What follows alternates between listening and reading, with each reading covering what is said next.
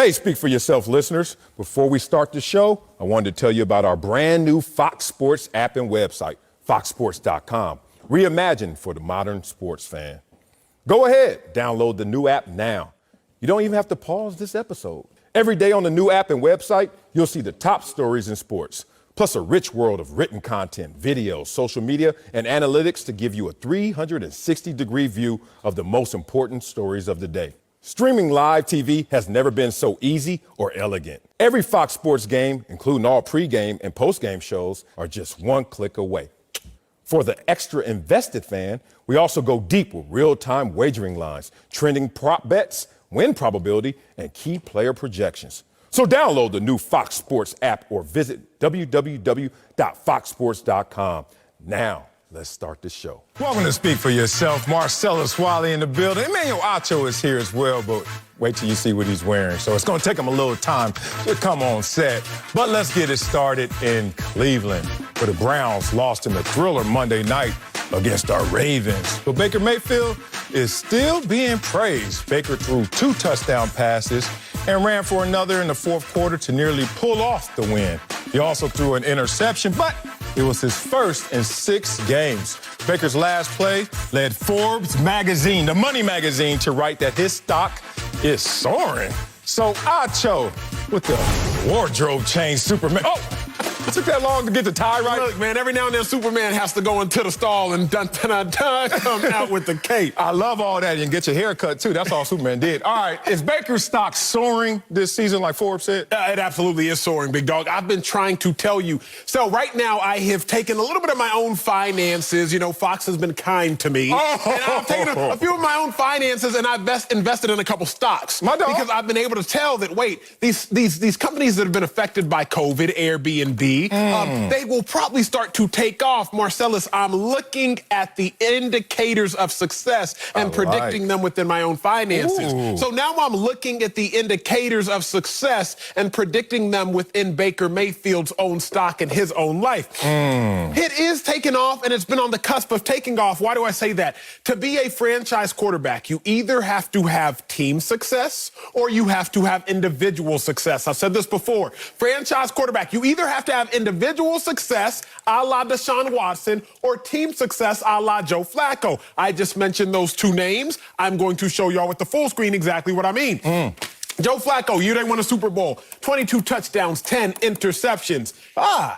Team success. Individual success, not so much. Joe Flacco, y'all remember he signed a $100 million deal after that. I did. Completion percentage, only 59%. Deshaun Watson, he signed a mega deal this offseason. The Texans right now, I believe they're 4-9. No team success. But Deshaun Watson individually, look at the numbers that he's projected. 30 touchdowns, 7 interceptions. Individually, he has been balling. So now where does Baker Mayfield fall? So he's having both individual success, projected to have 28 touchdowns, 9 interceptions, 62% completion percentage, but also team success. The Cleveland Browns, 9-4, on pace to win 11 games, haven't won 11 games since Emmanuel Acho was 4 years old. So, sir, is Baker Mayfield stock soaring this season? It absolutely is. And please buy into it while you can still afford it. Wow, you're going to waste all your damn money. First, you got a gambling habit, and now you're going to invest in bad stocks. All stocks is gambling. It is. Stocks is gambling for, rich people. That's it. 2 of my best friends are financial advisors, and I don't work with either one of them. Because I'm like, no, I could go to Vegas and just risk my money, keep it under the mattress, hood style. Now let's play. All things considered, his stock is not soaring. And I'm not even going to give you a hot take. I'm going to use Baker against Baker. Use Baker Mayfield in terms of his first year, his rookie year, his IPO, his initial public offering. The first time we saw Baker Mayfield as an NFL player, what did we see? Okay, look at that stat line. I'm not going to bore you guys with the details. But in comparison to that stat line, what we're seeing right now for Baker Mayfield, why am I seeing a guy who is less accurate now than you were as a rookie, but in your rookie year, you actually had more pass attempts than you do this year? That doesn't sound like progression. That sounds like regression. In totality, Baker Mayfield, Offensive Rookie of the Year. We respect that. He had a good year. You could say great. It wasn't really great. It's great on the rookie curve. It's great on the rookie scale. But it was a good year. What was that second year?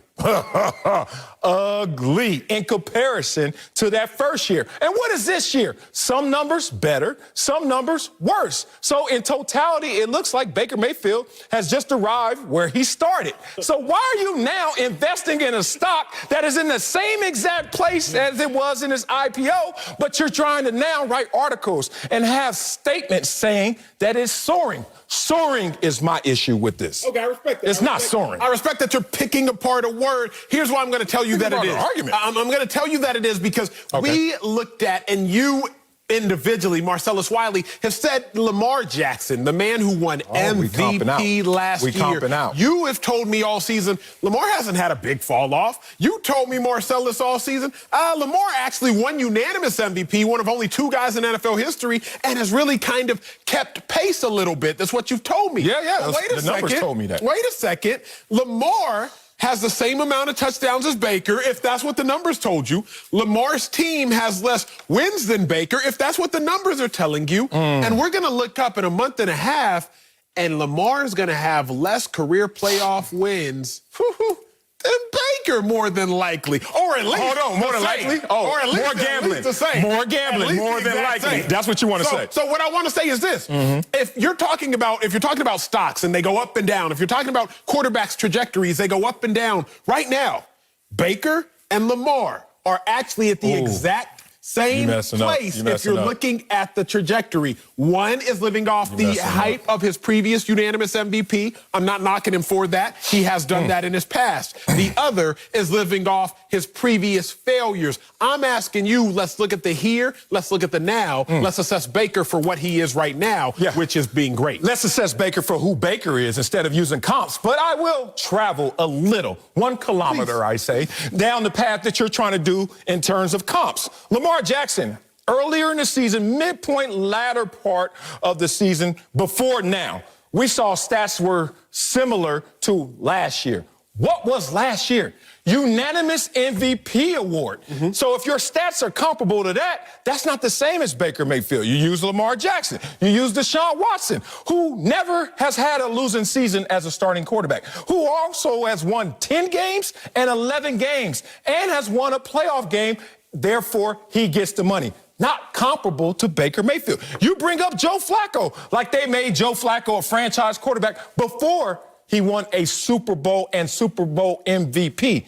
It's not comparable once again to Baker Mayfield. Now I'm done with that 1 kilometer of traveling with the comps as I undermine. Well, it's because you had a breath. That Peloton whooping my ass in the morning. Okay, so let's talk about a guy who is the definition of pure inconsistency. 6 games over 60 completion percentage this year, but also 6 games under 60%. And then 1 game right at it. Literally, Baker Mayfield is a guy who is just a roller coaster ride. Look at his league average in terms of his quarterback rating.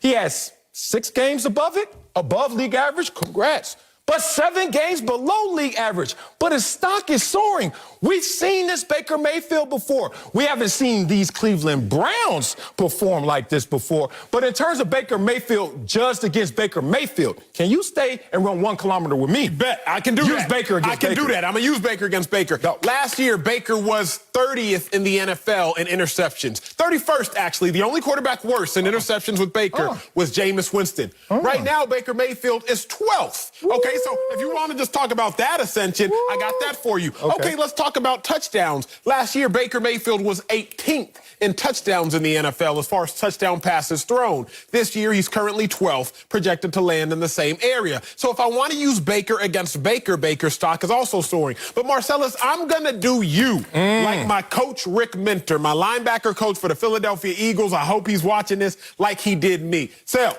I told you I got cut by the Philadelphia Eagles. You about to bench me? 5 times, Sal, before I was 25. Oh, my God, I was in despair. I love you. The last time I got cut, my linebacker coach, Rick Minter, he called me into his office, got a little southern drawl. He said, he said, I wish I could buy stock in your future. I'm like, Coach, what the heck you mean, Coach? Oh, he talking about you a good person. He said, I just got cut, Marcellus. The 5th time? For the 5th time. This mug got something to say. He got something to say. And he gonna tell me, I wish I could buy stock in your future. I said, what do you mean, Marcellus? I don't know what a few years later, now that I've seen the success that I've had in life, he texts me. I didn't text him. He texted me. He said, hey, E, I can't afford the stock price no more. I said, dang, coach, I respect that. Sal, I'm trying to tell you, like my coach told me, look at Baker Mayfield and understand the stock is soaring. I'm looking at Baker and I'm saying, Baker, I wish I could buy stock in your future. You, Marcellus, are like me after I got cut for the 5th time. Man, coach, what you mean, man? I had 2 bad seasons, coach. What you mean my completion percentage was down last year, coach? They trying to give up on me, coach. I had 3 offensive coordinators in 3 years, 4 head coaches in 3 years. What you mean, coach? That's what you are like. But I'm saying, hey, buy stock in his future. First of all, I know you and damn this, do this to Coach Miller when he was cutting you for the 5th time. You know damn well you ain't going out there with your chest. What you say, coach? So calm down, act like you still there. All he said, and his PC-ness, his niceness got in the way, and it confused you. All he said is you're a better person than player. I heard that too. That's why I'm here, Acho. I love you too. Okay, let's talk about who Baker Mayfield is to me. Talk to me. He was an F student last year. His first year, he was a CB student. This year, he's a CB student. He is not an A student. He is. Okay, you ready? He's an A student. Let's go to this full screen right here called high volatility. Tell me if you see an A grade anywhere up here, which is top 10. Maybe top 5 if you really want to grade. All right. Let's look at this. Passer rating, as you already mentioned, 12. That's not top 10.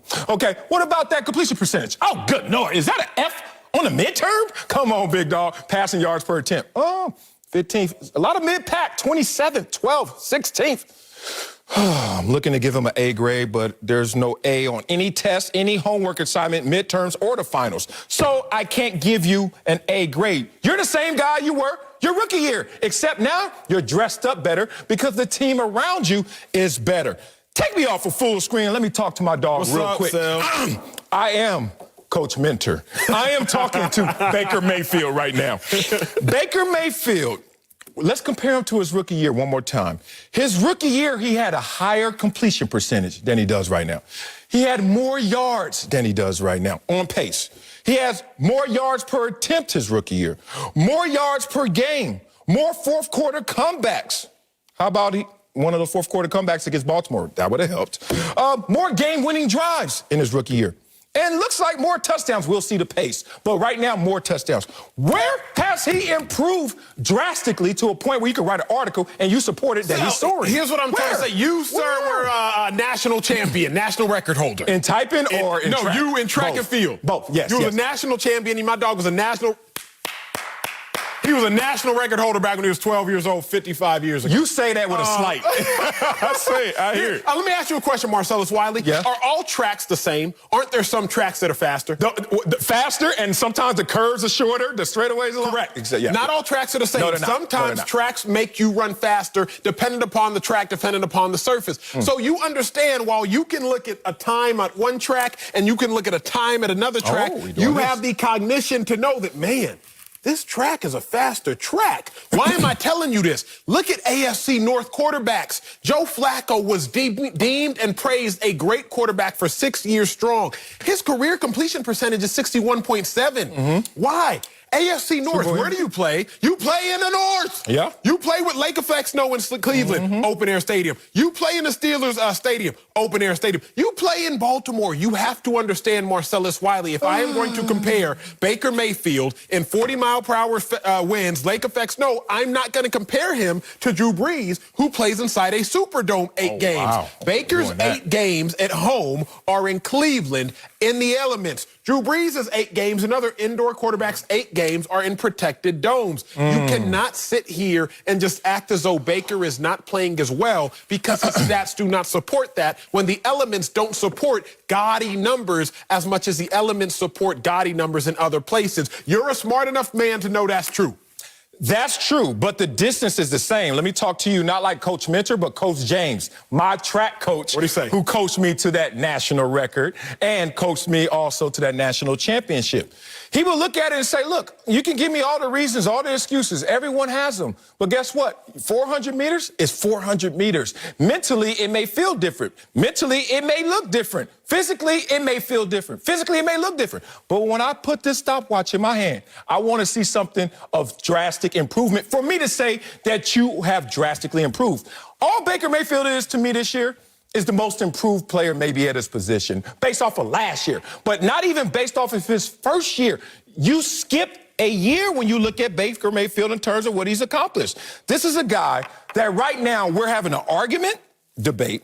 We're having an article written about his stock soaring when he threw for 59% of completion percentage in the game he loses at home. Wait a minute. You have a home loss. You don't even throw for 60%, and this is the time we come out and talk about Baker Mayfield in glowing terms? He was down 14 points before Lamar Jackson said, let me leave this game and give it to my backup. Then he comes back against the backup, and then all of a sudden Lamar says, wait a minute, I ain't cramping that damn bad. Let me end this game the way it's supposed to be ended in movie-style fashion. Why right now are we trying to acclaim Baker Mayfield? He can write a Joe Flacco script, win a Super Bowl, win an MVP. I give you all that. Do what Deshaun Watson's done. Win a playoff game. Something of that magnitude. But right now, you got anything, Nacho? Yes. Why right now? Let me tell you this. Because here's what I've realized. Because the team's winning? Through all of your words, through all of the nonsense, here's what I've realized, and here's why I picked this apart. The reason, Marcellus, you lose the swag wars battle, for those of y'all that aren't on social media, the reason you lose the outfit battle to me I look worse than you. No, and the reason is this. You're focused on the wrong details. See, Sal, I come up here realizing what people can see. I make sure the suit is fresh and it fits right. I make sure the tie bar is crispy. I make sure the tie is icy. I make sure I pop with the lapel pin. But what do you focus on, Marcellus Wiley? Hey, can y'all make sure I have some socks? Hey, can y'all make sure y'all give me those white crew socks, please? Don't nobody see the socks, Sal.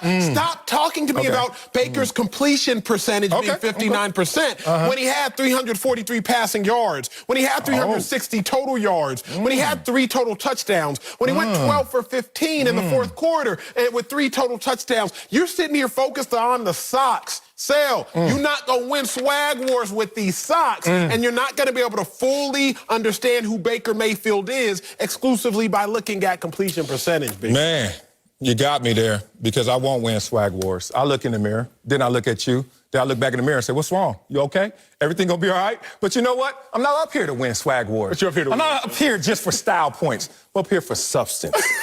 The man underneath the suit, damn you. How dare you degrade me like that? And Baker Mayfield, you can try and win swag wars all you want. Do cartwheels into the end zone and take pictures and do great antics like that. Tremendous celebration. But when Baker Mayfield is 1-8 in his career, when he has 40 or more pass attempts, 1-8, that means we can't count on you, Baker Mayfield, to put the game in your hands on your throwing shoulders.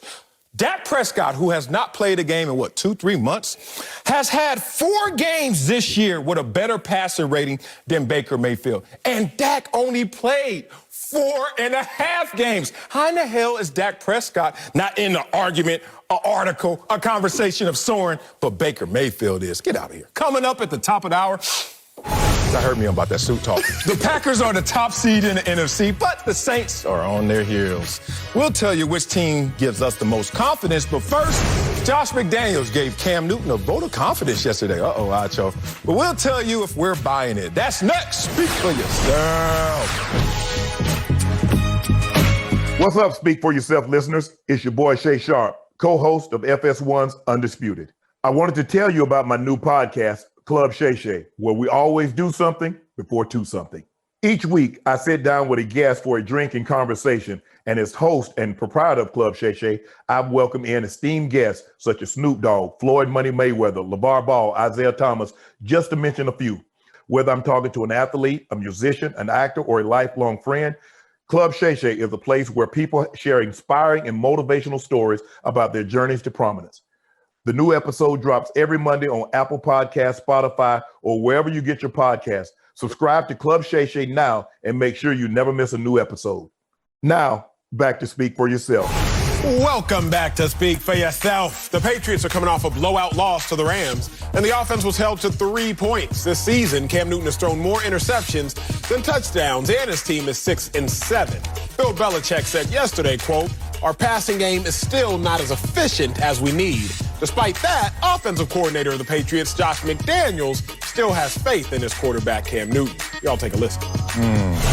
As far as Cam is concerned, I couldn't ask anything more of him, and I feel very comfortable going into each week, and our preparation, is no different from one week than it is to the next. So, Sale, are you buying that Josh McDaniels is actually satisfied with Cam Newton? Yes, I'm buying it. Satisfied, satisfactory, those words, that world, that C range of I see some good, I see some bad. Yeah, I'm buying into what Josh McDaniels is saying about Cam Newton. Now, I understand I'm in a tricky position right now because I'm going to talk about a quarterback, but really glow about one dimension of his game and not exactly what he's intended to do in terms of throwing the football. We all know you see a quarterback, you expect him to be a statue, you expect him to throw the ball. But that position has evolved to a mobile quarterback, to a 2.0 quarterback, where the expectation is now be an athlete. Like the whole Mannings and Drew Brees and statues like that. Tom Brady, that's the day of yesterday. Today, we're looking for 2.0s. So one side, one column, in the passing column, hey, Cam, I know it's a complicated system. It took Tom Brady a while to learn it. I understand it's a complicated system that was built for someone for 20 years, and now you're trying to learn it in 5 months. Pretty tough task, but you need to go through this experience with continuity, an off-season, a regular off-season, a training camp, preseason games. You need to understand what this playbook is, because right now, it doesn't seem like you have the firmest grasp of this playbook. And Josh McDaniels knows that as well. That's why I think he's laying cover for him. But in terms of running ability, please, this dude is having like a historical year, and he's helping the Patriots in terms of running ability. They're 4-2 when Cam runs the ball 10 times or more in games. So that's not the issue. And Cam Newton, first quarterback in NFL history, look at this nugget, with 4+ games with multiple rushing touchdowns in the season. So it's not that mobile 2.0 version. I don't like your face right now. It's the fact that Cam Newton hasn't totally caught on to what this system is in terms of throwing the ball. But that's it. Guess what can be fixed? The fact that you have continuity, chemistry, understanding, buy-in, and learn the complexities of it. It took Brady a while. It's going to take Cam Newton a while. You done or you finished? Man, I just hope time ran out. I'm tired of this. I'm so tired. No, Josh McDaniels isn't He said it. You called Josh McDaniels a liar? I am. Look, this show is like therapy for me, and the statute of limitations has passed, so I'm going to tell on myself. Marcellus Wiley, I was a sophomore in high school, and me and my best friend at the time, a dude named Steven, the teacher had left the classroom while we were taking a test. Here we go. And so I said, hey, Steven, let me get this answer to the question. Oh, so you weren't prepared. He said, hey, let me get the answer to the question 4. I said, bet I got you. He said, I got you. Y'all swapping. Man, next thing you know, we get called into the head of upper school's office. Hey, Emmanuel and Stephen, we need to see y'all. I said this. I said, hey, Stephen, they haven't caught us. You don't say nothing. I won't say nothing. What you been watching? We'll be TV? We'll be. That's all Josh McDaniels and Cam Newton is doing. You heard Cam Newton in his Monday press conference. I'm not going to say anything bad about Josh McDaniels. I ain't seen nothing. I ain't say nothing. My name Bennett. I ain't in it. You heard Josh McDaniels yesterday. Cam Newton. Nah, I ain't going to say nothing bad about Cam Newton. I ain't seen nothing. I ain't going to say nothing. My name Bennett, and I ain't in it. When you heard Bill Belichick, he the head of upper school, he already know they caught. Because both of them have underperformed. Josh McDaniels is disappointed in Cam Newton. I will tell you why. Cam Newton has been an average quarterback his 10 years outside of for 2 great years, really 1 great year. Cam Newton's been an average quarterback. But Cam Newton has been an average quarterback and is performing below his averages. So Cam is average and has been below his own average. Let's talk about it. Cam Newton, he has, in his 9 years as a starter in Carolina, he averaged 230 passing yards a game. Right now in New England, he averages 180. In his 9 years in Carolina, he averaged 22 passing touchdowns a year. Right now, he's on pace for 6. In his 9 years in Carolina, he averaged 38.4 rushing yards a game.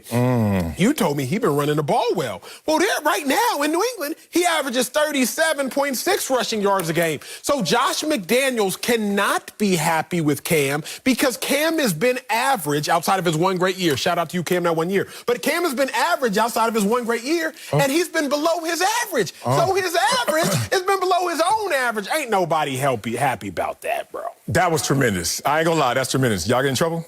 Bro, let me tell you. You a sellout. What you mean he? What about we? Steven, what happened? Steven comes out the head of upper school's office crying.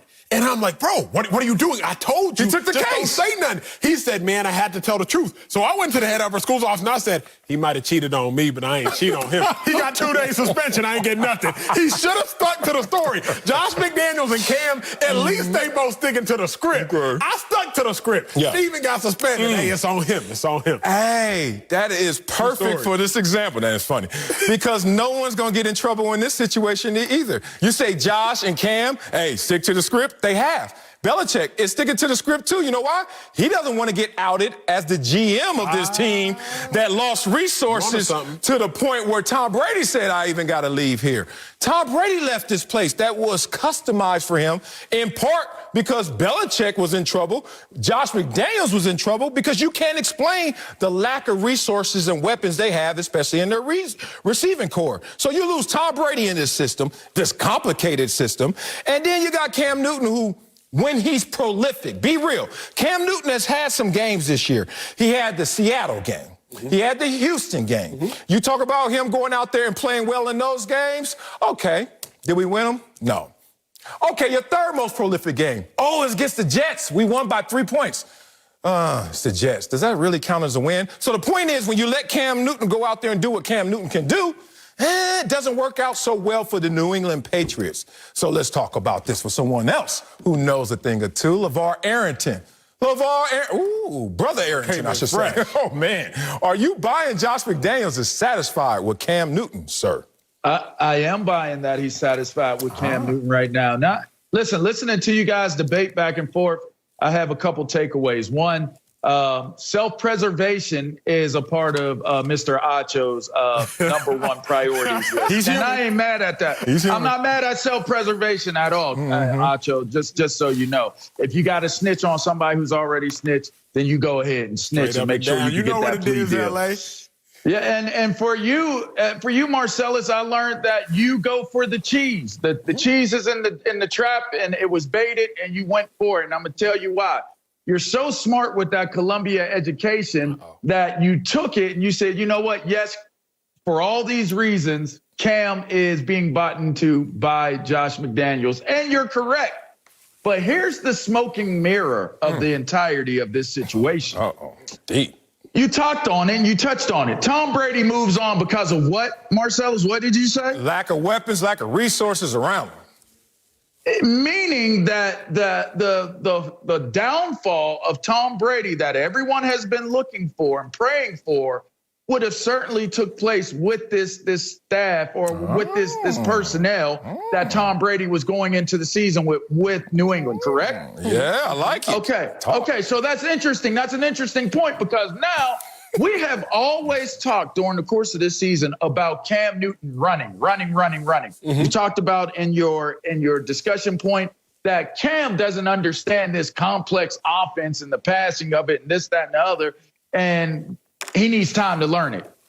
Have we ever stopped to think that maybe Cam does know the offense? No. Maybe Cam does understand the offense, but maybe Josh McDaniels is satisfied with Cam Newton because much like Tom Brady, Cam Newton wasn't going to be able to win throwing the ball with this group of guys either. And so now I'm satisfied with him for two reasons. One, you have bought me time to figure out what we need to do personnel-wise moving forward. Two, COVID. We're in COVID and we lost Tom Brady. COVID and Tom Brady. It's like, wow, if I felt as though having Jarrett Stidham knowing our playbook and how to execute our plays in here as our starter was going to be good enough and I would be satisfied with the results that I would get with Jarrett Stidham, I would have never went after Cam to begin with. So, of course, he's satisfied with Cam. You know why? Because Cam's running ability is the reason why this team has 6 wins that are in third place in the AFC East and could possibly end up being in second place and possibly, which I don't think will happen, but could possibly make it to the playoffs. I think it's true. I buy it for those simple facts. Man. And then, I mean, nothing about that LA that you said was simple. I mean, you took me here, you took me there, you took me But up, all you was took true. me down. It was not necessarily when you're bright, you can do that. But my dog, you took me a couple places. Let me bring it back home. I do think Cam Newton's running ability has been the bright spot, if you will, of Cam Newton. But it's also hamstrung offensive coordinator Josh McDaniels. Why do I say that? Y'all remember the Rams game, second quarter. It was still a game. They were at the 9-yard line. The Patriots were 5. 1, 2. Josh McDaniels had to call runs 5 times, LeVar. Is that bad? 5 times, Marcellus. Yes, bad? it's bad because you don't have the ability to pass because your quarterback is more likely to throw an interception from there than he is to throw a touchdown. Again. 5 times, LeVar. Your offensive coordinator looks at the play sheet and he says, well, can't call none of those pass plays. Y'all looking at it right there. How do you call a quarterback sneak from the shotgun? See, that's you and the dean's office snitching on your boy Steve. See, that's what I'm trying to tell you right now. You snitching. The problem with what you're doing is you're trying to throw Cam under the bus before yourself gets in trouble. So the problem here is if you're looking at this situation as a Cam problem, he can't throw the ball, right? I'd rather you believe that Cam can't throw the ball versus that I don't have the personnel for Cam to throw the ball. And that's the problem that I'm finding with what's going on right now. And I know and I believe that with the intelligence that Josh McDaniels has. Then they both in fault. Then they both in fault. Like, what it comes down to is they And so what you said is true. Yeah. Don't snitch. Don't snitch. I could possibly throw the ball better. That's correct. But I'm going to run this ball and I'm going to hand this ball off because you don't have me with the proper weapons. So if the conversation is going to be a prevalent conversation and I have to shoulder this, Cam Newton, because my brand is big enough to shoulder the weight of y'all saying that Cam can't throw, Cam has to run the ball, that's okay. But don't you dare think about driving my value down on being a part of this team next year, or my trade value, or my signability value for another team if we're going to move on after this year. I'm going to take this weight. I'm going to take the rap. I'm going to sit down. But you better take care of my family while I'm sitting down. And you better have something waiting for me when I get out. Man, so Cam is taking the case for Josh McDaniels and Bill Belichick, the GM, because this was a case of hot potato. Pass the issue down. Tom Brady finally threw the potato at Bill Belichick, said, you do what you want with it, I'm out. Bill Belichick looked at Cam Newton and said, all right, Cam, you take this. Oh, my God, Cam can throw the football. We saw that Seattle game. He ran the ball well against Miami. They beat the Raiders. Cam Newton is at 66 completion percentage. And y'all saying he can't throw? He's accurate. That's above league average. That means Cam, if you give him the opportunities and attempts, will light up the scoreboard. But what's the problem? Every time he did light up the scoreboard, they lost those games. Talk about it. So then Bill Belichick and Josh McDaniels like, hey, you know we got a mulligan. Be real. I mean, like you said, it's COVID, and we just got you. So we're okay. We okay. And next year we got $60 million or more in cap space. So I will never hang out with you, Acho. Just know that, though. We will never go out and we will never hang out. I will never take you out with me, Acho. Self-preservation. I learned that about you on this segment. Self-preservation. Acho, we will never hang. Acho, I got a call from a dude named Steven. Hello? What did he do? Yeah. Oh. Hey, LeVar, he said you need to get some China in that China camera behind you. Looking kind of Hey, we just moved in here, hater. Come on now. Hey, say what you want. Don't show us if it ain't ready. Coming up, Russell Wilson was cooking at the start of the season. Oh, rent a furniture ass. But he's we'll tell you if the pressure got to Russ next. Come on. Tomorrow, Derek Carr and the Raiders are fighting for a shot at the playoffs, but rookie sensation Justin Herbert and my Chargers are looking for the upset. Thursday Night Football, 7:30 Eastern, 4:30 Pacific on Fox. Also available on NFL Network and streaming on Prime Video. Welcome back to Speak for Yourself. Russell Wilson was the MVP frontrunner earlier this season and was on pace to break the single-season touchdown pass record, but he went in reverse after the first 5 games with 13 turnovers. Russ has faced some criticism for his decline in stats, but said this week, quote, I don't really worry about the scrutiny. LeVar is back with us. Still no furniture, but Acho, Do you think the pressure of winning MVP got to Russell Wilson? Hey, LA, I'm not so selfish with my takes that I'm not going to let you get Marcellus back for them 2 quick jabs he hit you with before. No. So in the event you want to go ahead and jab back, LA, you just let me know. Okay, we here all day. I thought you were the only one that was originally from the motherland, bro. But after that segment, after he did it so quickly, I realized that Marcellus walked around with his blow dart gun all day long. You know, it just and then did it again. Right, and then you gave me no space for rebuttal, no space for defense. I see why now. But it was okay. You pull out your blow gun, Acho, your dart you ain't gun, offended? It's all good. Acho, you're not offended? There's no reason to be offended. I had to give him the opportunity to fight back. Anyway, let me fight. And I appreciate it, Acho. Let me fight with my take now. Stop. Yes, Put that blow dart away, man. What's wrong with y'all? Can we grow up, people? Okay, please. let's grow up. Act our Actually, I'm sorry. not the shoe size. sorry. Yes, I'm the sorry. pressure of winning the MVP got to Russell Wilson, fellas. And I know this so much about pressure. Pressure, you know what they say, it bursts pipes or pressure makes diamonds. And we saw it do both for Russell Wilson. At the beginning of the season, the pressure of winning the MVP for Russell Wilson, it turned him into a diamond. 19 touchdown passes in 5 games. We were all marveling around Russell Wilson and his success. But then that pressure got to him and it burst pipe. The next 4 games led the NFL in turnovers with 10 giveaways total. And all of a sudden, he's like, wait a second, Russ, this you? Like, this the same Russell Wilson that came into the season on fire? The pressure got to him because you got to think about it. We saw what pressure does to quarterbacks. Carson Wentz. Whether you have pressure by choice or pressure by force, pressure will change the way you perform. Carson Wentz had pressure by force. He had the force of ain't nobody else around you. You got to go out there and ball. It made Carson Wentz fold.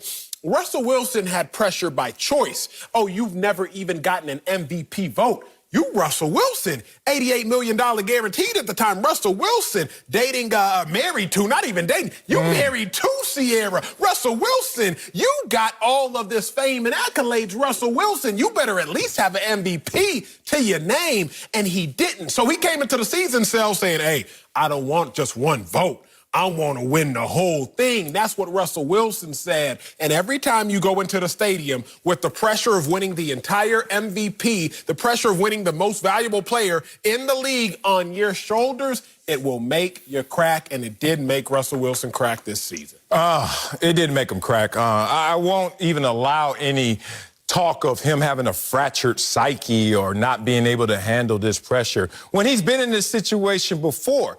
And that sounds like it's supporting Acho's argument, but it's actually countering his argument. Russell Wilson has been in MVP conversations 4 times I can count in his career. 2015 when he lost to Cam Newton, 15-1, and all those records Cam set. 2018 when he lost to Patrick Mahomes and 50 touchdowns. Lamar Jackson last year, and we know what Lamar Jackson did, led the league in passing touchdowns, 42 total touchdowns. And this year. But it's okay because what we're trying to say in conversation form is, Russell Wilson, are you the best player, number 1 in the NFL? And sometimes he falls short. Oh, poor Russell Wilson, he's number 3 this year. Oh, poor Russell Wilson, he was number 2 in 2015. Poor Russell Wilson, he was number 2 last year. Like, what are we saying? That's not a fractured psyche. This is a guy who, when you see him perform, you know he's ready for the task. Just because you are off your game a little bit doesn't mean it's mental. That's the problem. I think a lot of couch potatoes would sit there and suggest that. But former players like ourselves, we shouldn't say that. It wasn't always mental for you, Acho, when you had your struggles. It wasn't always mental for me or LeVar when we had our struggles. Sometimes them dudes get paid too. Sometimes they adjust and we don't adjust to that adjustment. And sometimes that's just the way this goes. But if you're Russell Wilson, the same guy who was 34-9 in in-season losses, basically, when he loses a game, oh, he gonna win the next game. That means he knows how to rebound. And in life, it's not about if you fall down, it's about if you get up. The difference between a champ and a contender is the champ gets up one more time. And that's who Russell Wilson is, a champion. I'm not going to hear any slander about him not having it upstairs. I can see other teams have adjusted. Russell Wilson needs to adjust now. Yeah, I think the pressure of being a an MVP has gotten to Russell Wilson, much like being the co-host killer has gotten to Marcellus Wiley. Anytime you think you can put, blue with purple and go on national television and win your swag war with the suits, it's just not going to happen. And that's much like Russell Wilson. He's let his success turn him into a victim. And I'm going to tell you why. He became really a legendary quarterback with the system and with the way that Pete Carroll and the Seattle Seahawks team has conducted business thus far. We would all agree with that, right? Correct. A lot of people even say a GOAT in his own right. Now, that's interesting because at the point in time where you're so successful, where GOAT talk becomes a part of your name, you end up being able to marry who you marry. GOAT talk goes even higher, even off the field. We saw it happen with Tom Brady, right? We see this happen with so many people that are successful. And then you start measuring yourself. That's what we do as athletes. We measure ourselves off of our competition, off of guys who did it before us. So, Russell Wilson is sitting there looking like, yeah, you got Giselle, but I got Sierra.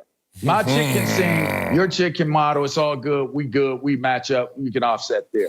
But then we look at Super Bowls. Okay, you got way more Super Bowls than me, but I got a Super Bowl, and I got a Super Bowl appearance. So I can at least be in the conversation, even though I ain't win as many as you. But then you get into that discussion of what one has and one doesn't have. This is the problem that Russell Wilson has fallen into, and this is the reason why the pressure continues to get to him. Every single time he goes out on that field, Russell Wilson knows that he has very little to no space for any type of mistakes. And if he makes those mistakes, throws an interception, then it's all out the door. His greatness is being measured on one thing and one thing only at this point. He believes that if he can get that MVP title, that he can solidify his entire career. And that is a lot of pressure to carry on yourself while taking snaps and making plays. Bingo, big dog. You hit this one of your best takes I've ever heard, LeVar. I'm so impressed. I'm so impressed, LeVar. Now, look, I said this to Marcellus before. Watch him out. Watch him out, okay? My bad. I said this to Big Dog Marcellus before. One of my favorite quotes. The reason most people fail, willing to give up what they want most for what they want now. Russell Wilson, Marcellus, he failed for a moment. For 4 games, he was failing because what he wanted most, the Super Bowl, he was giving up for what he wanted now, the MVP. No, your mental doesn't necessarily always dictate your downfall, but your mental can dictate how you approach the physical, which will dictate your downfall. Why do I say that? The Seahawks got way too pass happy because Russell Wilson's mental and the Seahawks' mental was all about winning that MVP, what they wanted now, forgetting what they wanted most, the Super Bowl. After Russell Wilson's 4-game slide where he led the league in turnovers, what's happened since? What's happened in the next 4 games? He has 224 passing yards a game, 21st in the NFL. Russell Wilson has gone back to what the Seahawks knew him as very early on, not putting the whole team on his back, just doing what you have to do to win. Now, that will get you to the playoffs 8 out of your 9 years in the NFL, but that won't necessarily get you an MVP vote. There's a dichotomy that Russell Wilson has been wrestling with. Okay, I really want to be a Super Bowl winner, but I want to be an MVP winner. And being an MVP winner might not serve being a Super Bowl winner. That dichotomy, Marcellus, caused Russell Wilson, at least for 4 games, and the Seattle Seahawks, at least for 4 games, to struggle. Man, I can't believe y'all. Even though I understand what you guys are saying, I actually respect what you guys are saying. I just disagree with what you guys are saying because there's 9 years of professional evidence that suggests the opposite. This is a guy who was drafted to a team that had a franchise quarterback, at least it thought it did, in Matt Flynn, and gave him all that money. And Russell Wilson, with this weak mental state y'all talking about, went in there and snatched his job from him before they even played a first game that season. Huh? We've been on teams before. When y'all seen a rookie just come up in there and take a money-made man's job from him in training camp? So that's not a weak mental makeup. Let's talk about the fact in his 9 years, he's never had a losing season. What? And he's been in the playoffs every year but once. But y'all gonna say that's a weak mental makeup as the leader of this team, certainly the leader of this offense. It's the same guy who also resurrected himself and performed at an MVP level post the Super Bowl interception, where he was being publicly stoned by everyone on social media, clowning him because of what he went through in that game. But he also responded to that moment. You brought up and gesture, but be real. He stepped to Sierra and made her his wife. Woo! Woo! Knowing who I used to love in fantasy, that takes a lot of strength, a lot of confidence. This ain't no weak dude we talking about here. But being real, he set the bar too damn high for even him to clear again. And us loving track and field, as we know, you can PR, but the chances of you PRing again go down, not up, because you just showed your best. Russell Wilson has had 4 years where he showed us another level of his best, on pace to now break the franchise record this year. But now we're going to say he's weak mentally because he can't sustain that same level of absurd excellence? Yes. It doesn't make sense to me. You are funny, stoning, huh? Well, let he who has had an MVP season cast the first stone, all right? There is no stone in Russell Wilson's hand right now. And here's my problem. My problem with your take right now is you tried to justify it by talking about your fantasy, which is fine. But the bottom line that exists here for Russell Wilson is all that's left for him to prove is that he can be the best player in the National Football League. Everything that you said, body of work, all those things, MVP level, wonderful. But I'm going to tell you right now, you brought up that track reference. I can recall running the 200 meters. It's funny because my body type, you would think I should run long distance, but I was a sprinter. So maybe I shouldn't be sprinting at all, but I was way faster than you. Boy, you weren't. That's one thing you weren't. I don't want to hear what you look like. I'm talking about what you did. No, you weren't. I got records. Let me tell you something. I got records. You got a record? I'm sexy and I was fast. Let me put something on you. I was sexy and I was fast. Two truths in the lie? I'm winning. There's some truth in the lies, just so you know. As long as I believe it, we You good. weren't faster than me, bro. But here's the worst part of a longer race, like a 200, 400, or even an 800. The worst thing is when you've given your all and somebody passes you. That's real. And you got to watch them in front track. of you. It's the worst thing ever because for me, I knew as a sprinter, if I could catch you in a sprint, we was good. I was long. So the shorter dudes, if they got up out explosive, you got up out on your start in that 100 meters, I know once we get halfway through that race, I'm going to walk you down.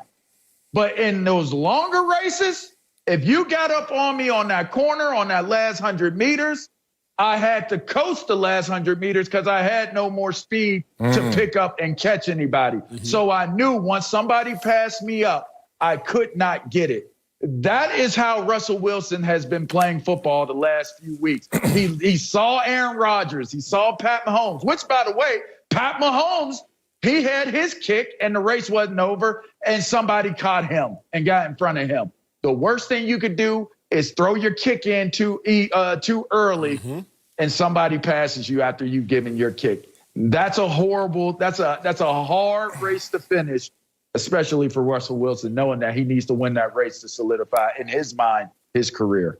I respect that. I ain't mad at that take, but I stopped listening once LeVar said he was long. I'm done. Coming up, James Harden wants out of Houston, but we'll tell you if any contenders should want him. Next, slow ass. You couldn't get me right for yourself. Show me, film, record. Welcome back to Speak for Yourself. Let's move to the NBA, where James Harden has made his preseason debut last night. Reports say Harden still wants out of Houston despite the Rockets trading for John Wall. The Nets, Sixers, Bucs, and Heat have all been mentioned as preferred destinations for the former MVP. Well, then there's this, an image of Harden from last night's game, looking, as some might say, on the bigger side. That image is Marcellesque. Marcellesque. Well, look, I am not here to body shame Harden. Hey, ain't no shame if you're fat. You're just fat. It ain't shame. I've been fat and skinny. Ain't no shame in neither. And that's big. Oh, Marcellus, let's talk ball, big dog. What? Should title contenders want James Harden on their squad? Yeah, can he still shoot the basketball like James Harden can? The version of James Harden that's stuck in that body, like the little part of him? Yeah, like it's amazing that we try to bring personality to greatness and always say, are you likable? When it doesn't matter. That's like on the road to greatness, but the end-all be-all is, can you perform? And yes, James Harden can perform. Let's look at James Harden in terms of his NBA ranks the last 2 seasons. All that little weight on him, he's going to shed it, whatever you want to call that. But he's first in minutes per game. That means he's going to be out there, durable, reliable. Points per game, 35 points a game. Average. I didn't say his career game. I didn't say his best game in each of the last 2 years. I said on average, rolling out of bed, chunky or skinny, 35 is on the scoreboard. Field goals, attempts per game, and steals per game, all first in the NBA. Absolutely, you want this guy because if you look at his personality, I think that's where we're really trying to go. We're using the image right now of him being out of shape, knowing he won't be like that the entire season, and say, do you really want that to fit into your ecosystem, into your culture? I give you some greats, and then it's a mixed bag of nuts in terms of that personality, really integrating into a team culture. You got Kareem, who people said was very quirky, a little difficult to deal with. Then you got Magic Johnson on the other side. You got Larry Bird. We all know he didn't want to play any games like that. Michael Jordan, what type of personality was that? But then you got Shaq, mostly lovable, but sometimes could be a little different, as Kobe and him found that out. You got Kobe over there, rest in peace. Then you get Duncan. I don't know if you like Duncan or not, because you're not going to talk to Duncan. Duncan ain't going to say nothing back to you. Then you got Steph Curry. Everyone loves him, the guy next door. But then you got Kevin Durant, who I love, but not everyone seems to think is likable. Then you get LeBron James, who everyone should love, but he's polarizing in the same breath. Point being, I don't give a damn how you act. Long as you are averaging 35.3 points a game, like James Harden is, you be on my team. Marcellus, you are the problem, I would go as far as to say, in some degrees of society, but you're the problem with basketball fans, Sal. We are so caught up in, individual success, individual success, individual success. Can I get somebody that's conducive to team success? Marcellus, really? I'm fiery on this take, so prepare yourself. Okay. The last time a NBA scoring champion won an NBA title was in 2000 with Shaq. Mm-hmm. The last time a ball-dominant scorer won a title was when the late Kobe Bryant did it in the 2010s. The problem with our society is, hey, how many pictures did this Instagram post? How many times did people like it? Real? It's all about me. I don't talk about personalities. I'm talking about play that is conducive to success. James Harden, the first player since Jordan, 3 consecutive seasons of 30 points or more. But unlike Jordan, what does he have to show for it? If you are a contending team, you should not want James Harden on your squad, because I've said this before, you noticed, you're tired of hearing it. If there can be addition by subtraction, there can be subtraction by addition. I'm with you. James Harden, if he was going to be added to a team, it would just be a subtractive type of addition. And then you even think about Marcellus. Think about the players who like James Harden or don't like James Harden. In the All-Star game, of the 10 starters that could have been selected, or you could call him the 8, James Harden was selected second to last, right before Trae Young, from Giannis and LeBron. What does that say about what the greatest players in the game? They don't want to be outshined. No. They don't want to play with James Harden again. I love the 30 points per game. That's great individually. 35. But I'm about team success. Now, let's bring in somebody who also knows about the success of a team. Slick Rick, that's NBA analyst Slick the Rick Bucher. So, Slick, should a title contender want James Harden on their squad? I'm going to play James Harden coming to a title contending show and step in and give something that it desperately needs. Yes, every contender, every non-contender, every rec center team, every team that picks up a basketball should want James Harden. We're talking about a guy who is 4 years All-NBA first team running. We're talking about 3 years the league scoring leader. Great. 3 years running. We're talking about a league MVP 2 years ago. And by the way, all of that resulting in, he's been in Houston for 8 years now. How many years in a row have they made the playoffs or gone to the conference finals twice or won at least a round? That would be all 8 years. So we're now taking a photo where he's working on a side job as Kendrick Perkins' body double and discovering that he might go to Vegas on a private jet to party. Why not? This is not news to you guys, but this might be news to some fans out there. Pro athletes, they fly private jets. Pro athletes, they go to Vegas. Pro athletes take private jets to party in Vegas. And in spite of all that now coming out, nobody was saying, well, we can't put him all NBA first team. How is he possibly leading the league in scoring, going to Vegas to party? I'm not going to work backward and say that everything that James Harden has done over the last 8 years for Houston is invalidated because of a photo and because of a story that he gets star privilege. Slick, I'm so glad you don't contribute to this show like James Harden does to his team, Slick. Wow. You said league MVP. You said scoring leader. Slick, if you want to go fast, go alone. If you want to go far, go together. I'm going to let you think on that after the show. James Harden, he goes fast. Slick, I said he 8 goes playoff fast. appearances, too. But you gave me a bunch of individual statistics. Slick, I am not questioning James Harden's ability to put up 40 points on any given night. I'm not questioning James Harden's ability to average 30 points over the course of a season. I'm not questioning James Harden's ability to sell tickets. I'm not even questioning his ability to be one of the 8 best teams in the conference and get you to the playoffs. I'm questioning his ability to be conducive to team success. Slick, think about it. Like, I say the stat and it sounds very flippant, like, oh, it's an interesting stat. Slick, 20 years since a scoring champion won a title. Unless you think that's coincidence, unless Marcellus thinks that's coincidence, I dare not think that that is coincidence. Let a team run upon an individual and see what's really good. The individual cannot outdo the team. James Harden, wherever he goes, it has been about James Harden. I understand why, because James Harden is an incredible soloist. He's an incredible solo act. But just know, when you run upon a team, which you will in the playoffs, having James Harden does not seem to work, Slick. Acho, I agree with you 100% that chemistry matters and how the pieces fit matters. But you're taking what James Harden has been in Houston, and the original question was, should a title contender want him?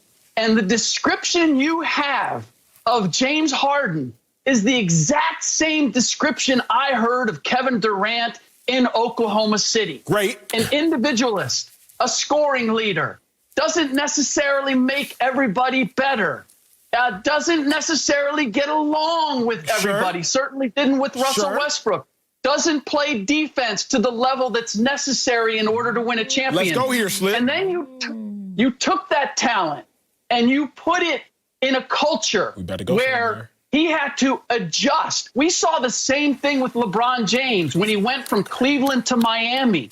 They took that talent and they utilized it and showed him how to put it into championship form. Kevin Durant, same thing when he went to Golden State. So here's the thing. I'm glad you're there. I'm glad you're here. We're saying title contenders. We're not saying defending champions. We're not saying proving anything. But if I look at some of the teams mentioned, could Milwaukee use a closer like James Harden? Here's my point, Slick, and I'm so glad you went here. Oh, I'm about to wake Marcellus up because I know he hates this opinion. I'm about to drop and I'm about to wake you up, and I love talking this. Slick, that's why to me, the more integral part of the Warriors teams was not KD. It was the fact that Steph, who had the team, who had the ball in his hands, who was a 2-time MVP, had the ability to defer to KD. The most integral part of the Warriors team winning, everybody looked at KD because KD hosted the trophy. Everybody looked at KD because KD took the big shots. What people didn't realize, and our society doesn't realize, nobody looks at the conductors and the conduits to success. So I agree with you wholeheartedly on the KD-ish, what they were saying about KD, what they're saying about Harden. unless you're going to couple Harden up with somebody who's already running the team and is selfless in and of themselves, a la Steph Curry, a la LeBron James. It says contenders. Didn't the Miami Heat just go to the finals and were maybe one piece short, maybe one closer short of winning a championship? Much like when the Warriors went to the finals and didn't have that last piece to bring it home against the Cleveland Cavaliers. Interesting you say that right now. I'm going to go at Acho's neck, Cam Newton style. Couple things. Before KD, you talk about Steph being a conductor right there, right? Didn't Steph Curry win 73 games, a scoring title, and an MVP, and was 1 minute away from a championship that year? Just kind of undermining your stats, but he didn't finish the deal. But now we're going to exaggerate that to say, oh, well, if you win a scoring title, it's been 20 years since you... Really? Steph Curry almost did that before KD, but it didn't happen. But I'm going to tell you what did happen. I knew you were going to go with the almost. You always do it, and then you look away to the side. Almost. All right, so look at me right now. You ready for this? What up, Sal? Anthony Davis, who was not as good a player as James Harden, was not as good by far in the postseason. Let me give you some of the James Harden postseason numbers. Last 4 years, averaging 29.5 points, 5 rebounds, 7 assists, 86 from the free throw line. Only LeBron and Durant have averaged more points than him in the postseason. So Anthony Davis is sitting there, according to Acho and his hot takes, killing Anthony Davis. Oh, he's not conducive to a winning team and a winning title contender. But then, guess what happened? They got together. Oh, I'm going? Here's the thing, your tape got froze up, just like your that's messed up because I was rolling. All I'm going to say is this, and it's very, no, you're not going to come back. I'm going to break out. Oh, damn you. You never want none of this. All I'm going to say is this. Davis. The crux of your argument was based upon the biggest contradiction and oxymoronic word we have in the English language. If. Almost. That's one word. Coming up. Yeah, right. Anthony Davis ain't almost. He won a championship in his first year. Can I go to break? Okay, do it. You look at the camera's messing up, Coming up in our big story, the Packers and Saints are battling for the #1 seed in the NFC. Sabotage. But we'll tell you which team gives us more confidence, or almost more confidence. We won, Sal. We won. Thank you. I blame Whitlock. Somebody did that to me. Who's sabotaging? Watching. Speak for yourself. Marcel Swally here. Emmanuel Acho in the building. Let's head back to the NFL for our big story.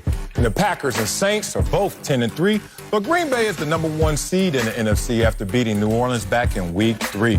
After that game, the Saints went on a 9-game winning streak that was snapped on Sunday, while the Packers have won 3 straight behind MVP candidate Aaron Rodgers, who said this week that his team is, quote, playing great football. So, Acho, which NFC team are you more confident in, the Saints or Packers? Big dog, it's easy. Your boy's more confident in the Saints. And I'm going to give you 2 reasons, but one of my reasons has layers. The first reason, the Saints defense. By far and away, I am much more confident in the Saints defense. Currently #2 in total defense, #4 in scoring defense. Packers defense, on the other hand, #8 total defense, #17 in scoring defense. But really, the crux of my answer lies here. The Saints are more injury-proof. Saints, we've seen them win without their quarterback, Drew Brees. We've seen them win with Taysom Hill. We've seen them win without their star receiver, Michael Thomas. We've seen them win with Alvin Kamara banged up. We've seen the Saints win without integral parts of their team contributing. You know, when the playoffs come, anything can happen. Yeah. What happened with the Eagles? My Eagles last year, first series or so of the game. Carson Wentz, knee to the helmet, he out. Now all of a sudden the backup quarterback, Josh McCown, in there running for his life. In the playoffs, anything can happen. So I'm more confident in the team with defense, and I'm more confident in the team that is more injury-proof. Because the Packers, we know they live and die by Aaron Rodgers. We know they live and die by certain specific players on that squad. Give me the team that can weather several storms. You know I'm going with the Packers right here because I kept hearing you emphasize defense. And what beats the best defense? A better offense. And look at this. Who has the best offense in terms of points scored? Packers. Oh, good enough for me. MVP candidate, really front runner. Aaron Rodgers and the Packers. But let's give you a little backstory. Let's talk about the fact that they played each other already this year. How did that turn out? Packers won that game. But more importantly, how were the Aaron Rodgers Packers looking at that moment, and how are they looking now going forward? At that time, they were coming off a win against the Detroit Lions, 60% completion percentage for Aaron Rodgers. Kind of a down game for Aaron Rodgers, you may say. Then they beat the Saints. So they weren't even rolling yet, didn't hit their stride yet. And all of a sudden, They beat the Saints. Not only did they beat the Saints, they start to find their stride. They start to play better. You've seen since that moment 6 games better for Aaron Rodgers than that 124 passer rating he had in that game. And 9 games higher in completion percentage. So the relationship between quarterback and star receiver and Devontae Adams, perfect. There with the Packers. Is it the same with Michael Thomas and Drew Brees? I'm sorry. Michael Thomas and Taysom. I'm sorry. Who's going to start in the playoffs? I don't know. The point is, they don't have the continuity. Michael Thomas has played 2-ish games with Drew Brees this year. Best receiver in football last year. Haven't heard his name much this year. That is an issue. You're not playing optimal football going toward the playoffs. I like your take. The problem is that the flaw in your take is stronger than the strength of your take itself. Woo. You say the only thing that can beat, or one of the things that beats a great defense, a really good offense. The problem is, and you already know this full screen I'm about to hit you with, historically, that's not the case for Aaron Rodgers. Look at Aaron Rodgers' career and his playoff losses. You've told me this, I'm going to just tell it right back to you. This defense gives up 36.4 points a game in his losses, giving up 51, 45, 44, 37, 37. And his 8 career playoff losses, rather, that's 36 points a game they've given up. Those are 5 of them right there. So it sounds good in theory to say that Aaron Rodgers and Aaron Rodgers' offense and the prolific efficiency in which this offense plays with, it can overcome anything. But we know the history of Aaron Rodgers, that's not the case. We also know this. Let's look at one of the Packers' 3 losses this season, but probably their most glaring loss. Not the Saints. No, not against the Saints. Against the Minnesota Vikings. Team you should have lost to. Aaron Rodgers, 300 passing yards. Aaron Rodgers, 3 total touchdowns. Why did they lose? Aaron Rodgers only had 2 offensive possessions in the first half. You heard that right. 2 possessions in the first half because the Vikings, touchdown, touchdown, touchdown, touchdown, their first 4 possessions. Aaron Rodgers and the offense is good, but you're going to need more than just a good offense to win in the playoffs, and I think the Saints are better. So you want to go history lessons. Let's go another history lesson. Let's keep it with the Saints history lesson. History, let's look back in time last year in the playoffs. Drew Brees was there, once again coming off an injury-riddled regular season. But Drew Brees is back. He's been back. He's healthy. He's ready to roar. There was a time during that game where people were testifying on Twitter that the 3rd best quarterback on the field was Drew Brees. He wasn't even the first. He wasn't even second. He was worse than his backup at moments in that game looking at Drew Brees. So that's a history lesson. Let's talk about another history lesson. The fact that you bring up Aaron Rodgers and what his defense does in games in the playoffs and giving up 36 points a game. Okay, do you know the road to that defense giving up all of those points a game? Aaron Rodgers has had 4 conference championship games. Where have they been? All on the road. His record is 1-3, all on the road. Where will it be this year? I wonder.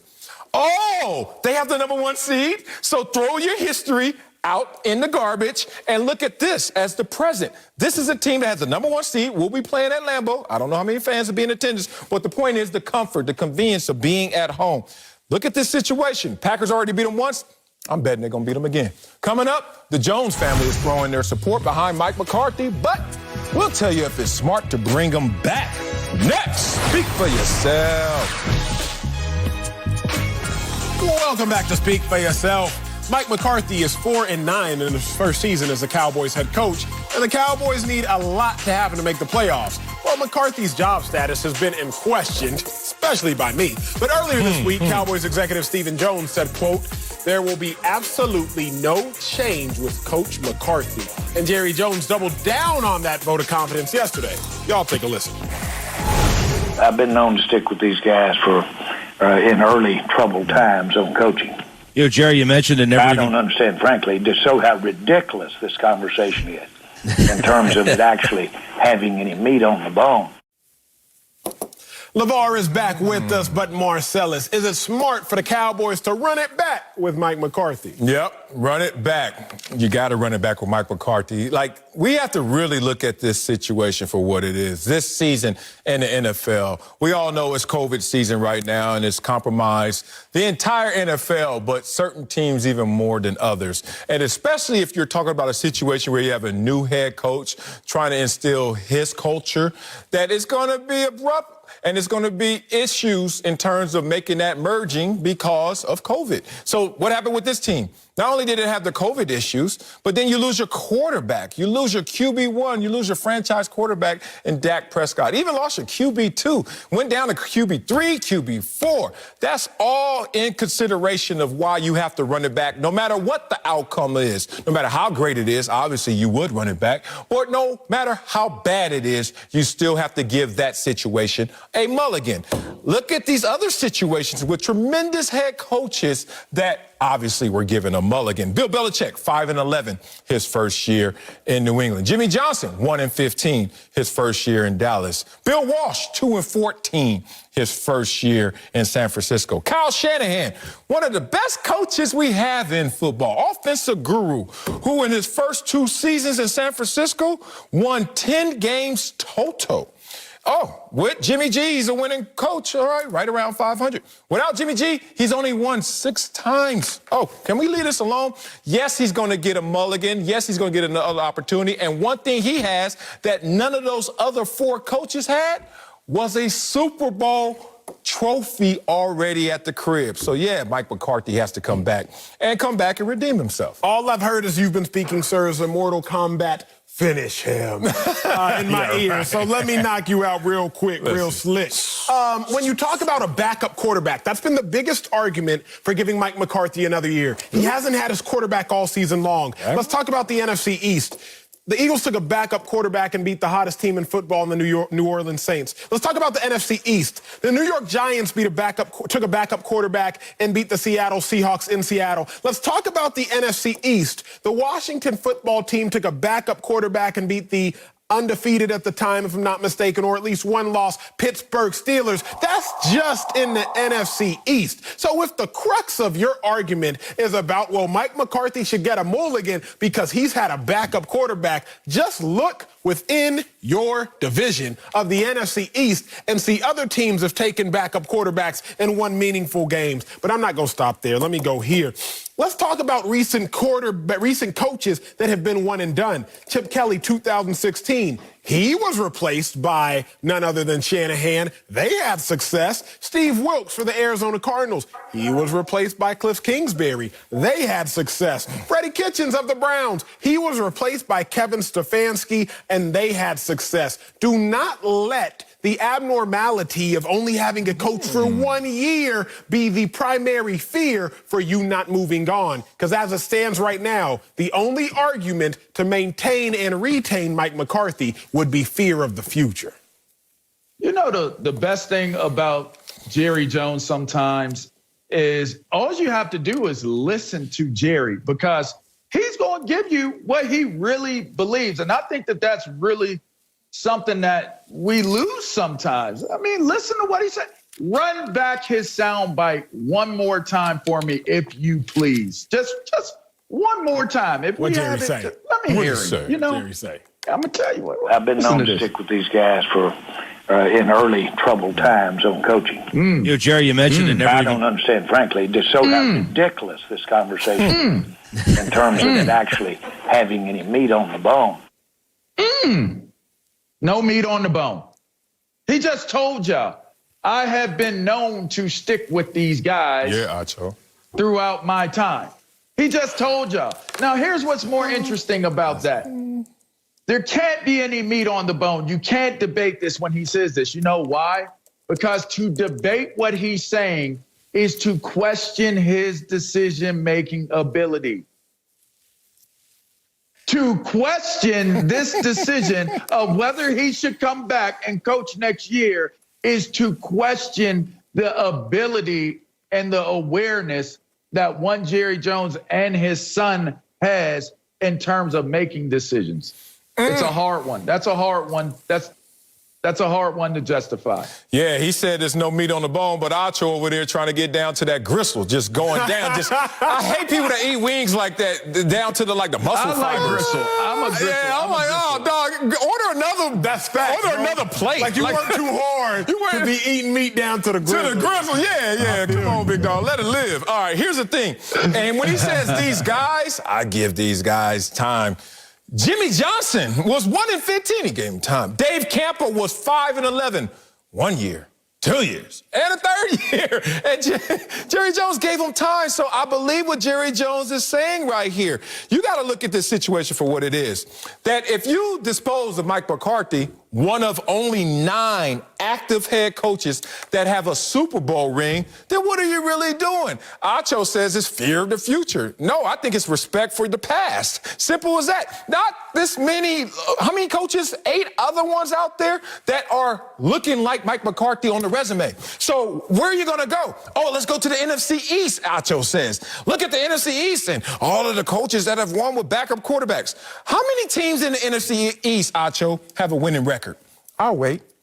You know what? None of them. You know what that means? That none of them are better than this situation. So what? You're on the treadmill, running fast and not going anywhere, other NFC East teams. We'll look at this situation for what it is. Jerry Jones, the owner, Hall of Fame owner, you shouldn't question. Jerry Jones, the GM, in this moment, you shouldn't question. This is a talented team that was ravaged by injuries and also the fact that they didn't have continuity with their new system. But this is a talented team that Jerry Jones, the GM, constructed. All things point towards Mike McCarthy's going to be back, and Jerry Jones is going to reload what he has in roster construction. It points towards indictment. Go ahead, LA. Indictment. Well, you can take it, Acho, but I'm just saying, you just made the point. It points towards an indictment of having the ability to make the proper decision. That's why they have to be back. To say that's a talented team and it's not performing up to snuff, that's an indictment of the decision makers. You can't make a decision that's going to ultimately undermine the belief and the trust in who you are as the person that's making the calls on whether this team is going in the right direction or not. Here's the issue at hand. If you really want to parcel Jerry Jones' words, and LeVar, I suggest you listen more closely. Oh. Whenever you're in an argument and you hear something that isn't in fact ridiculous, what do you say? This is that's ridiculous. just ridiculous. Whenever you're in an argument, LA, you know this. This is ridiculous. And you hear something that ain't ridiculous, the first thing you say to dispute it is, this is just ridiculous. It's a telltale sign of it being incredibly valid. Marcellus, I can think of one reason to keep Mike McCarthy. Only one? But I can think, only one. The fear of the unknown, the fear of the future. But I can think of a litany of reasons as to why you should not keep him. He can't coach in game. He can't hire proper personnel. He can't motivate his team. He can't get his team to play hard. I can think of a litany of reasons. Again, y'all think I'm just making this up and grasping for straws. Cowboys historically on pace to have one of the worst defenses the NFL has ever seen. I've said this before, but for those of y'all that haven't tuned in prior, who's the Cowboys defensive coordinator? Mike Nolan. Mike Nolan, head coach of the San Francisco 49ers, I believe it was back in 2006, gave Mike McCarthy his first gig. He said, hey, Manolan, you scratched my back in the day. So you know what I'm going to do? Yeah, Manolan. That's probably what they call each other. Manolan. You scratched my back in the day. I'm going to backdoor and scratch your back. But fellas, y'all know I do my homework on this show. Remember after Andy Dalton got hurt, Marcellus, who did they start? Gucci DiNucci? Ben DiNucci, man. DiNucci, man. Now, he didn't start, but for just one game. And I'm thinking, man, I wonder what happened. Why did they start? And then I did some homework. Mike McCarthy's late brother, Joe McCarthy, actually coached Ben DiNucci in 8th grade on a basketball team. Marcellus Wiley, sooner or later, Mike McCarthy, it has at least become to a degree apparent that he lets his decision-making be bogged down. We saw it for sure with Mike Nolan in the past. I can give you a litany of reasons as to why he got to go. But I only got one reason as to why you think he should stay. Interesting. Are we going around firing coaches because of losing records right now? That's what we're doing? Because if that's the case, why is Kyle Shanahan going to keep a job right now? He's 5-8. He's 5-8. And he's been to a Super Bowl, but did he win it? No. Mike McCarthy has won a Super Bowl, but we're going to fire him, but we're going to let somebody else with a losing record just go out there. And not only a losing record this year, a losing record in totality. Even if you include Jimmy G spicing up his numbers. Doesn't make sense, Acho. Coming up, nepotism exists. The Bucs and Seahawks are battling for playoff spots, but we'll tell you which team has bigger question marks. That's next. Speak for yourself. Tom Brady looks dusty. Welcome back to Speak for Yourself. The Bucs are the 6th seed in the NFC, but are coming off a win that showed holes in their offense. The Seahawks blew out the winless Jets, Jets, Jets, Sunday, and have now won 3 out of 4. But Russell Wilson's numbers aren't as MVP-worthy as they were earlier this season. So, Acho, which wild card team has bigger question marks, the Bucs or the Seahawks? The question marks for me is all about the Bucs having question marks. I'm not worried about the Bucs, Marcellus off talent alone, but I've told you this before, and I'm going to hammer this point home. I'm worried about the Bucs when the lights get brightest, big dog. The Bucs, I just don't know who they're going to be, and I can't bank on a team if I don't know who and how they're going to show up. Again, let me put these numbers in perspective. Ronald Jones, he's one of only 9 running backs in the NFL, averages over 5 yards a carry. Primetime games, Ronald Jones only averages 9 carries. Non-primetime games, he averages 16 carries. Scotty Miller, the unbeknownst character from Bowling Green, 6th-round pick. Primetime games, he only gets 2 receptions a game, 2 targets a game. He only has 4 receptions in primetime games. But non-primetime games, my dog has 24 receptions, 400 yards, 17 yards a reception, 3 touchdowns. But in primetime games, he disappears. And it's not that he disappears, it's that Bruce Arians stops looking for him. Bruce Arians stops looking for Ronald Jones. Bruce Arians stops looking for the players that are actually conducive to the team's success. And instead, he just goes, hey, where's my Hall of Famer? Rob Gronkowski. Where my Hall of Famer, Mike Evans? Where my Hall of Famer, Antonio Brown? And forgets about the guys, the hidden figures, if you will, the unsung heroes, if you will, that really help this Bucs defense, and Bucs team, rather, not Bucs defense. So when I think about who do I trust more, who has the bigger question marks, I trust the Seahawks because the Bucs got the question marks. I can't argue that. I can't give you a difference of opinion and say the Seahawks because they were 5-0, and then since then, they've been 4-4. So a little bit of a roller coaster ride in terms of their performances. You made great mention of primetime games, and I want to just kind of hone in on that because it's funny. In primetime games, it's almost like, does it really feel different versus is it just different? Difference being, is it a perceptual issue or is it really a reality change? Because I don't think a coach walks into a primetime game and is like, you know what, the lights are on, let's call the plays different. Because I know that the hits don't feel any different as a player. You know, pressure do, though. But that's in your mind. To you, is pressure. Sometimes some people are like, oh, that's cool. Like, I don't see more cameras, when I'm in primetime games. I don't, because every game is filmed. So what, more cameras? Let me ask you this. Talk to me. Let's talk about it. Why is it different? When I was at Texas, you knew it was a huge game because you would walk out there and you would see the stream camera. Like the camera that would be with hung. the string. Yeah, the camera that would be hung on a string. And I'd be like, okay, it's a bigger game then. Yeah. I'm with you because it's like, them dudes is running down the same speed, the field the same size. Is it different? But I went to Columbia. Shut up. Hell, I had no camera over the huddle. Can you imagine? I went to Columbia. Something wrong. So here's my take, for real. It's been a roller coaster ride. You told me earlier to trust defenses in the playoffs.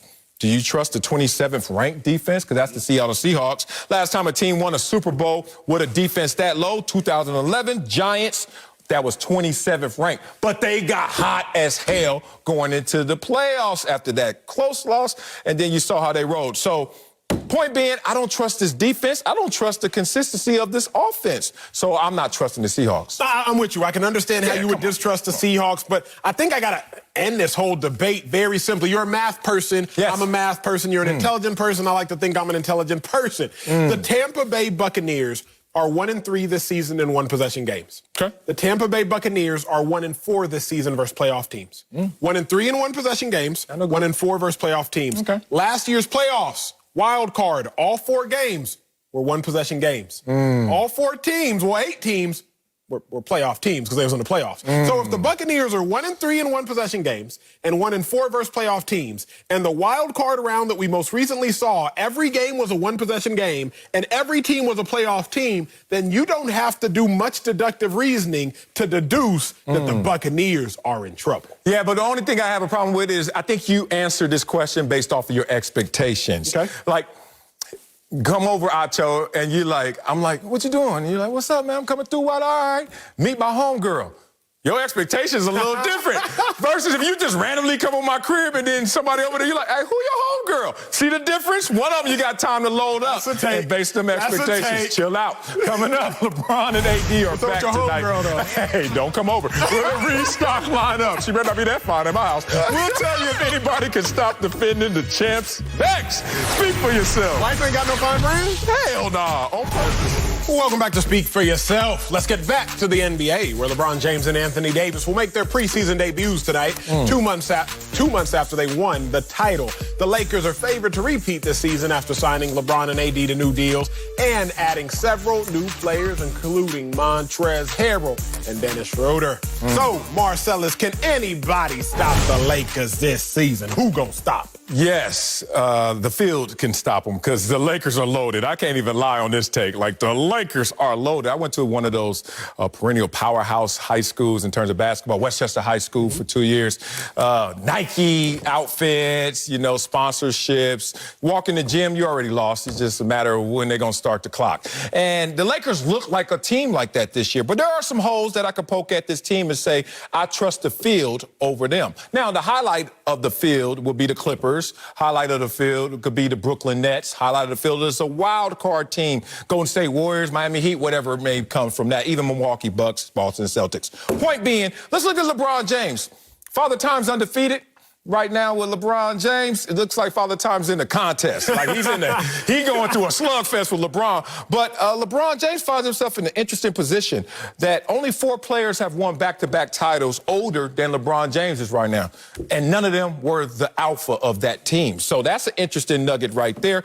But also, in the last 18 championships, this is a nugget, the Lakers ranked 18th, dead last of the last 18 champions in terms of most points per game, in terms of highest opponent's field goal percentage and highest opponent's three-point percentage. That means teams were getting off on the Lakers, just the Lakers had AD and LeBron in a chaotic year, too much. But what happens this year when you can kind of see things coming? It won't be as much chaos. Will they take advantage of it the same way? I would bet 29 teams over the one team, the Lakers. I respect the take. Vehemently disagree with it, though, but you put up a fight. Nobody's stopping LeBron and the Lakers this season. The NBA right now is really constructed of dynamic duos. But dynamic duos don't really win, especially not year one, unless LeBron is a part of said duo. We can go through all the duos if you wish. I'll just throw some out there. Y'all at home, think about them for yourself. Russell Westbrook, James Harden. That didn't work. Paul George, Kawhi Leonard. That didn't work. Russell Westbrook, Paul George. That didn't work. James Harden, CP3. That didn't necessarily work. Name the duos if you will. So when I think about James Harden, John Wall, and not worried about it. When I think about Kevin Durant, Kyrie, I'm not really worried about it. The dynamic duos don't work, especially not year one, unless LeBron James is in that dynamic duo. That's the case. What about LeBron AD? What about Kawhi and nobody? He didn't even need nobody else. Fair. But this ain't a league right now of non-duos. I'm talking, this is a league right now that's being run by duos, but I do like the pushback. I do like the take. The other issue I see is, who's the main competition? The Clippers, but they got worse. Like, you know this. Yeah, like, they did. Talent-wise, at least, they got worse. Plus, you got a new head coach. Plus, you already had internal issues. Golden State Warriors, I'm a fan of Steph Curry, probably one of my favorite players in the game, but y'all lost Clay. Unfortunately, y'all lost Clay. The other thing that really makes this argument a non-argument, the Lakers win 80% of their games when LeBron and AD just have average games. If LeBron and AD combine for 50+, the Lakers, they win 80% of the games. If LeBron and AD play well and combine for 60+, the Lakers win 90% of their games. So, Sel, I just don't see how on an average night, the Lakers going to win 80%. On an above average night, the Lakers going to win 90%. And the first year that LeBron and AD combined, the very first year, they ran through the playoffs in one of the most efficient ways in NBA history with just 5 playoff losses. Wow, you're going to come up here and highlight. Now you're going to give me some confidence that maybe my Clippers can do it. Because what got Doc Rivers fired? Montrezl Harrell. Putting Montrezl in lineups with him like, dog, he is getting abused. Chill. He's getting abused. We suck with Paul George. Nah, I love Paul George. But Montrezl Harrell in the playoffs, all right. You know that his disadvantage is his size. So you put somebody big against him, his skills, they get undermined. Dennis Schroeder, I love that dude. He got his game. How many games has he won in the postseason? He's only played, 3 career postseason victories? So I'm not buying into that either. LeBron James, sooner or later, the war of attrition, you got to get wounded. Like, sooner or later, it has to happen. So I understand the duo conversation because AD is coming and LeBron is there. But at the same time, the pieces around him, I don't know. If you get a Clippers team with chips on their shoulders and upset and pull together and bring a glove and all hands in and bring it up, still not good enough. Still don't look like it's giving up. I ain't talking to you. Coming up, Uncle Jimmy joins us with some thoughts on James Harden that you don't want to miss. I hate when I lose a Clippers argument. Next, speak for yourself. Before we go, James Harden is making a lot of headlines, and Uncle Jimmy joins us to add more fuel to the fire. Take it away, Uncle Jimmy. All right, man. Excuse me. First of all, let me tell you this. I'm not a real big conspiracy theorist, all right? But every now and then one comes along that has a little validity. It happens. Now, the one that kind of caught my eye today was somebody asked a question that said, have you ever seen James Harden in the same building, at the same place, at the same time as Emmanuel Acho? Now, I need y'all to think about it.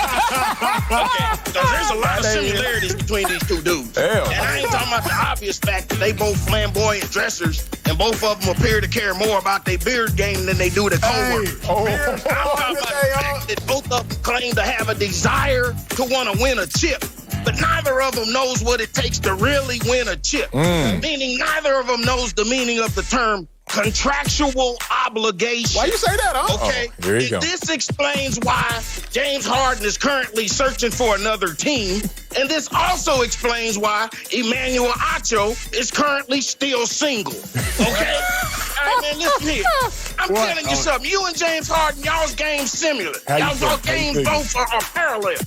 You can come down the court and be one-on-one, and you'll still call your own number. You'll say, cameraman, give me my own ISO. Shot. And you'll step back. Wish, boom, James Harden. But let me tell you this, that's the end of my comparisons with you and Harden. Okay? Because you come to work every day fit as a fit. Unlike James Harden, who came to work last night looking like he ate everything on the whole damn griddle. James Harden talking about he hanging out with little babies. James Harden looked like he about to have a little baby. What the hell's wrong with this guy? Oh, I love it. Acho brought his talents to Fox. Join the super team.